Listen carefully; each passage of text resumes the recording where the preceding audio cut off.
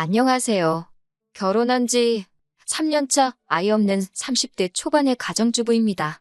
남편의 바람도 아니고 시어머니의 바람 때문에 이혼을 하게 될 거라 누가 상상이나 했을까요? 저와 남편은 지인의 소개로 만났습니다. 남편은 대기업에 다니는 직장인이고 저는 공무원입니다. 연애도 안 하고 회사 생활을 하는 저희 둘을 보고 딱하게 여긴 지인이 다리를 놔준 케이스예요. 결혼을 생각하고 만난 건 아닌데 말도 잘 통하고 여러모로 잘 맞는 부분이 많아서 결혼까지 하게 되었습니다.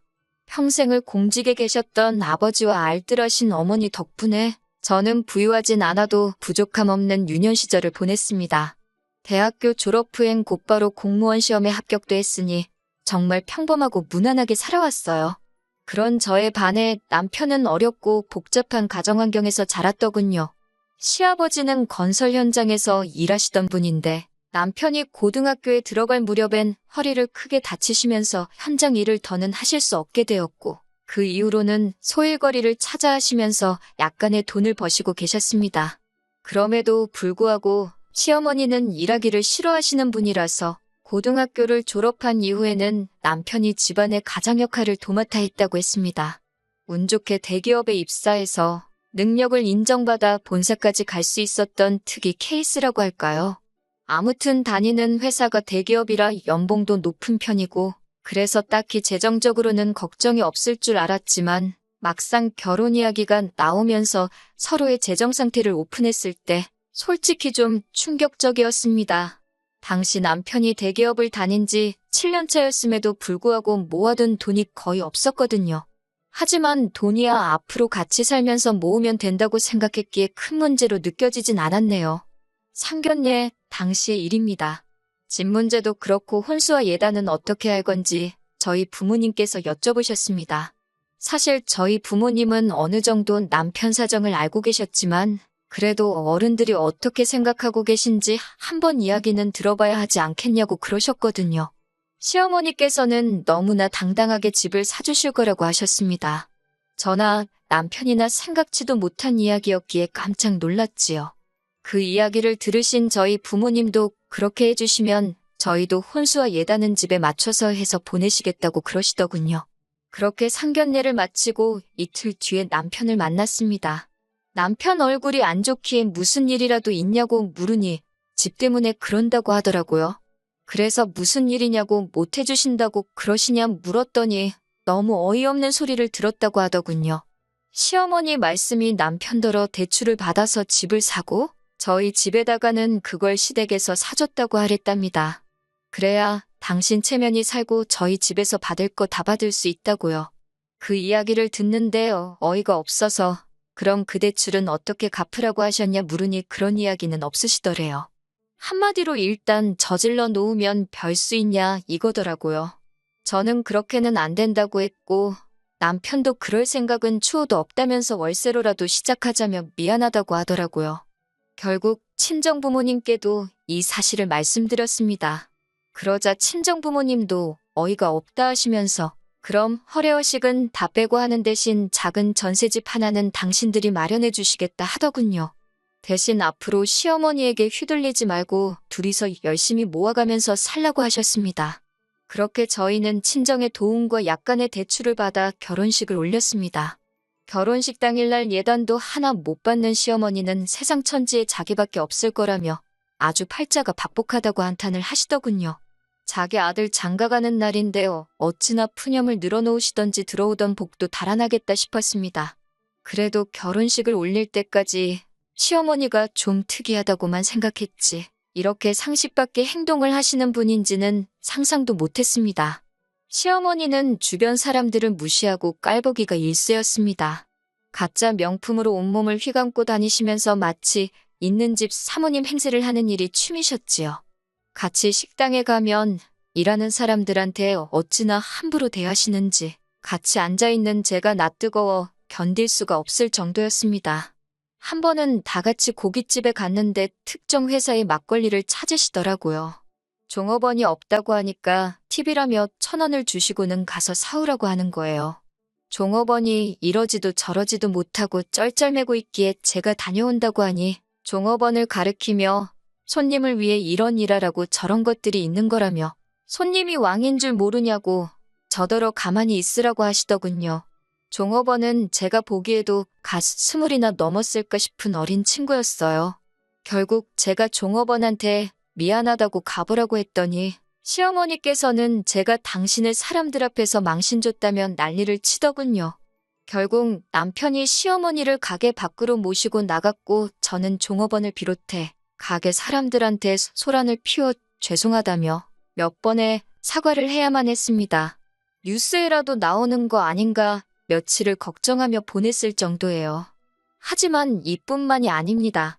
시어머니께서는 키워준 값을 해야 하지 않겠냐며 결혼 직후 저와 남편에게 금전적 요구를 해오셨습니다. 원래 저희는 결혼하고 1년 정도 신혼을 즐긴 뒤 아이를 가질 생각이었어요. 그런데 시어머니가 그 이야기를 듣더니 애 가지면 돈이 얼마나 많이 들어가는 줄 아냐면서 그러면 당신 노후는 어떻게 하냐고 일단 키워준 값부터 갚고 나서 애를 가지라고 하시더군요. 황당하고 어이가 없어서 말도 안 나와서 도대체 얼마를 갚아야 하냐고 물었더니 대기업 취직시켜서 보냈으니 돈 1억은 갚아야 하지 않겠냐고 하시더군요. 저도 남편도 그 말에 아무 말도 잊지 못하고 한마디 대답도 못하고 있는데 옆에서 시아버지께서 당신이 애들한테 해준 게 뭐가 있어서 그런 소리를 하냐며 저희 보고 신경 쓰지 말라고 하셨습니다. 시어머니는 시아버지께 잘난 거라곤 쥐뿔도 없으면서 어딜 나서냐고 매섭게 쏘아붙이시더군요. 그러자 시아버지도 돈 못 버는 당신이 죄인이라며 자리를 피하셨습니다. 그런 시아버지를 보니 마음이 너무 불편하고 속상했습니다. 사실 시아버지는 말수가 많지는 않으셨지만 그래도 늘 저희에게 더 해주지 못해 미안하다 하시고 지난 명절에도 남들 몰래 제 주머니에 10,000원짜리 3장을 찔러 넣어주시면서 얼마 안 되지만 맛있는 거라도 사 먹으라고 하실 정도로 저희를 챙겨주시는 분이시거든요. 아무튼 아버님께서 도와주신 덕분에 키워준 값 이야기는 다시 꺼내시진 않으시더라고요. 시어머니의 막말은 정말 상대를 가리지 않았습니다. 하지만 무엇보다 제가 시어머니에게 실망하고 그로 인해 남편과 이혼까지 결심하게 된 이유는 바로 시어머니가 바람을 피우고 있었기 때문입니다. 전셋집을 알아보던 당시 남편은 가능하면 시댁에서 멀리 가지 않았으면 좋겠다고 하더군요. 시아버지가 아무래도 허리가 안 좋으시니까 혹시 무슨 일이라도 있으면 바로 옆에서 챙겨드릴 수 있으면 좋겠다고요. 또 마침 시댁이 제가 일하는 곳과 가까운 편이라 굳이 싫다고 하기도 애매해서 그러자 했고 그렇게 시댁에서 한 15분 정도 거리에 전셋집을 구했습니다. 그런데 최근 들어 시어머니가 자꾸 저희 집에 오고 싶어 하시더라고요. 그리고 오시면 그렇게 제 가방이나 옷을 기웃거리시고 빌려달라 하시고 떼를 쓰시는 겁니다. 신우랑은 연을 끊고 사니 저를 딸처럼 생각하신다나요. 그 말을 고지 곧대로 믿지도 않았지만 그래도 또 빌려달라는데 싫다고 하기도 뭐하고 해서 너무 비싸지 않은 가방이나 스카프 같은 것들은 종종 빌려드렸습니다. 그리고 점점 그 빈도수가 잦아지고 있었어요. 그러다 언젠가부터 가끔 제 차도 빌려달라고 하시더군요. 아울렛에 가고 싶은데 차가 없어서 고생이라는 둥 가까운 데서 친구분들과 만나고 싶은데 버스 타고 어느 세월에 가냐는 식이었지요. 안 된다고 하니 그럼 데려다 달라고 하셨고 그건 더 귀찮아서 차라리 차를 빌려드린 건데 그게 화근이었을까요? 하루는 차 안에서 아저씨들이나 쓸 법한 선글라스를 주었습니다. 처음엔 시아버지 건가 생각해서 시댁에 간 날 시아버지께 선글라스를 찾았다며 돌려드렸어요. 그런데 시아버지께서 당신 물건이 아니라고 하시더라고요. 어머님이 제 차를 쓰신 다음 날에 차에서 찾았다고 말씀드렸더니 시어머니께서 약간 당황한 듯한 표정으로 아니라는데 뭘 그러냐며 당신이 버린다고 가져가시더라고요. 그때까진 저도 별로 대수롭지 않게 생각하고 있었어요. 그리고 한 이틀쯤 지나서 운전을 하고 있었는데 가벼운 접촉사고를 당했습니다. 그래서 블랙박스를 확인하게 되었는데 거기에는 생각지도 못한 대화 내용이 녹음되어 있었습니다. 시어머니와 어떤 남자분의 목소리였는데 기록을 보니 하루 이틀 있었던 일이 아니더군요. 대화 내용과 동선을 맞춰보니 둘이서 입에 담기도 민망한 곳도 가신 것 같았어요. 이 일을 남편에게 말을 해야 하나? 아는 척을 하는 게 맞나? 아니면 나만 가슴에 묻고 지나가면 되는 일 아닌가? 저 혼자 몇 날 밤을 고민하고 걱정했습니다. 그렇게 속절없는 날들이 지나던 중 주말이란 남편과 모처럼 영화관에 가려는데 시어머니로부터 전화가 걸려왔습니다. 받아보니 시아버지께서 갑자기 쓰러지셔서 병원에 와 있다고 하시더군요. 그래서 저희도 얼른 차를 돌려 병원으로 향했습니다. 시아버지는 집에서 뇌졸중이 와서 쓰러지신 것이었어요. 다행히 발견이 빨랐던 편이라 아무런 문제가 없었지만 몸 오른쪽에 마비가 오면서 결국 거동이 어려워지셨습니다. 말로는 또 언제 위기가 올지 모르니 모든 가족들이 잘 돌봐드리라고 하더군요. 그때부터였습니다. 시어머니는 당신은 병수발 못 든다며 무조건 저에게 들라고 하더라고요. 다른 집들은 그런 일은 다 며느리가 한다면서 제가 벌어봤자 얼마나 버냐고 그럴 정신으로 시아버지나 돌보고 이참에 들어와 살림이나 하라고 하시더군요. 제가 그게 무슨 소리냐고 어머님도 건강하시고 남편도 있는데 왜 제가 병수발을 드냐고 하니 남편이 자기가 저보다 돈을 더 많이 버니까 당연히 제가 해야 된다더군요. 저는 말도 안 되는 소리들 좀 하지 말라고 일단 다들 이성적으로 생각을 해보자고 했습니다. 그리고 이튿날 시어머니가 저와 남편에게 할 이야기가 있다며 연락을 해오셨습니다. 시어머니는 시아버지와 헤어지고 새로운 사랑을 찾아 떠나겠다고 하셨습니다. 이른을 바라보는 분이 그렇게 말씀하시니 어이도 없고 기가 차더군요. 제가 그분이랑 새로 살림이라도 차리려고 하시냐니까 시어머니가 흠칫 놀라더군요. 남편이 그게 무슨 소리냐고 묻길래 블랙박스에 다 찍혔더라고. 어떤 신사분하고 여기저기 놀러 다니시고 이미 아버님 저렇게 되시기 전부터 할 일 못할 일 다 하시고 다녔다고 전부 다 말해버렸어요. 그러자 남편은 제가 생각지도 못한 반응을 보였습니다. 아니 무슨 딸이 사윗감 데려온 것도 아니고 자기 어머니가 아버지 몰래 다른 남자를 만나고 있다는 소린데 그분은 뭐 하시는 분이냐 같은 걸 물어보면서 호구조사를 하고 있더라고요. 그렇게 둘이서 한참을 대화를 주고받더니 시어머니더러 그럼 이혼하고 새 출발하라고 하더라고요. 당신 지금 제정신이냐고 어떻게 얘기가 그렇게 돌아가냐고 했더니 집에 돈 있는 사람 하나라도 있으면 편하지 않겠냐며 자기는 이제 자기 부모 뒷바라지 하는데 지쳤다고 그러는 거예요. 제가 시아버지가 지금 생사를 오가시는 것도 아닌데 잠깐 거동이 불편하단 이유로 이렇게 둘 다 아버님을 버리려는 거냐고 하니까 어차피 살 만큼 사신 분 아니겠냐고 막말을 하더군요. 아무리 허리 다치면서 경제력도 잃고 가족들 고생시킨 아버님이라지만 자기 아버지가 몸이 불편하다고 저렇게 내팽개치는 남자가 다른 사람도 아니고 내 남편이었다는 사실에 소름이 다 끼쳤습니다. 시어머니는 그런 와중에 우리 아들이 드디어 정신을 차렸다며 살 사람은 잘 살아야 되지 않겠냐고 네 아버지는 이참에 그냥 요양원에 보내자고 그러는데 정말 무섭더라고요. 어머님은 몰랐을까요? 만에 하나 어머님이 거동이 불편해지셨을 때 저렇게 짐짝 내던져지듯 버림받는 게 본인이 될 수도 있다는 사실을요.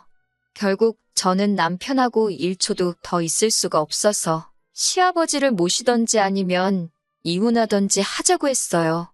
제가 시아버지를 모시고 싶었던 게 아니라 그래도 그 작은 효심이라도 남편에게 남아있다면 제가 기꺼이 희생을 하려고 했던 거예요.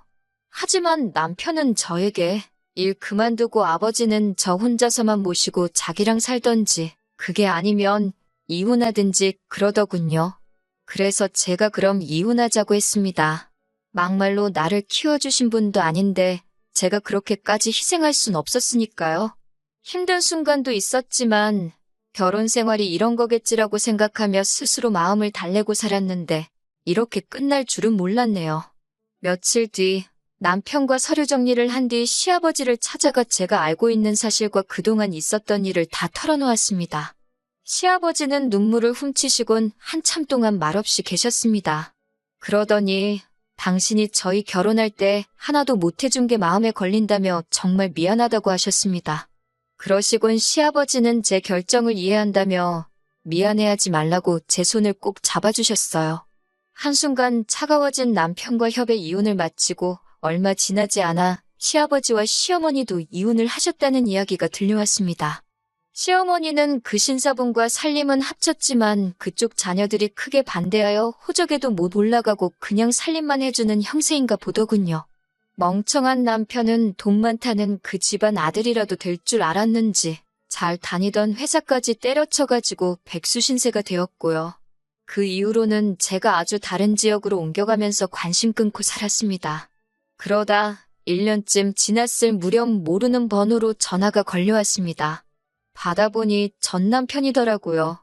전 남편은 시아버지가 돌아가셨고 서류 정리를 하다 보니 사망보험이 있는데 수익자가 저로 되어 있다면서 이게 무슨 일이냐고 묻더군요. 저도 금시초문이라 모르는 일이라고 하니 빨리 보험회사에 연락해보고 돈 내놓으라고 하더라고요. 황당하고 어이없었지만 무슨 일인가 싶어 남편 말대로 보험회사를 찾아가니 남편 말대로 제가 3천만 원을 받게 되어 있더라고요. 그 길로 곧장 변호사를 찾아 물어보니 이건 법적으로 제 돈이라고 나눌 필요가 없다고 하더군요. 하지만 아직까지 그 돈은 손도 못 대고 있습니다. 감히 쓸 수가 없더라고요. 만약에 제가 모셨다면 더 오래 살아 계셨을까 그런 후에 눈물만 자꾸 나네요.